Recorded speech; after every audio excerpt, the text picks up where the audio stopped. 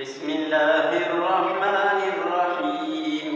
يا أيها الرسول بلغ ما أنزل إليك من ربك وإن لم تفعل فما بلغت رسالته والله يعصمك من الناس إن الله لا يهدي القوم الكافرين. قل يا أهل الكتاب لستم على شيء حتى تقيموا التوراة والإنجيل وما أنزل إليكم من ربكم وليزيدن كثيرا منهم ما أنزل إليك من ربك طغيانا وكفرا فلا تأس على القوم الكافرين. إن الذين آمنوا والذين هادوا والصابئون والنصارى من آمن بالله واليوم الآخر وعمل صالحا فلا خوف عليهم ولا هم يحزنون. لقد أخذنا ميثاق بني إسرائيل وأرسلنا إليهم رسلا كلما جاءهم رسول بما لا تهوى أنفسهم فريقا كذبوا وفريقا يقتلون وحسبوا ألا تكون فتنة فعلوا وصموا ثم تاب الله عليهم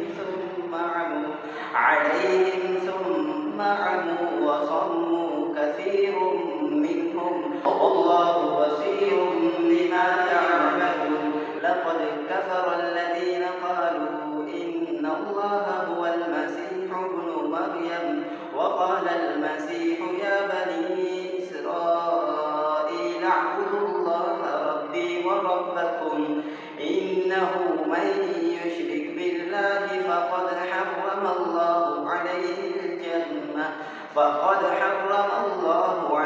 الجنة ومأواه النار وما للظالمين من أنصار. لقد كفر الذين قالوا إن الله ثالث ثلاثة وما من إله إلا إله واحد وإن لم ينتهوا عما يقولون ليمسن الذين كفروا منهم عذاب أليم.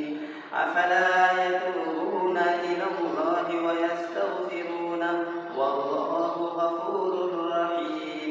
ما المسيح ابن مريم إلا رسول قد خلت من قبله الرسل وأمه صديقة كانا يأكلان الطعام انظر كيف نبين لهم الآيات ثم انظر أنى يؤفكون. قل أتعبدون من دون الله ما لا يملك لكم ضرا ولا نفعا والله هو السميع العليم.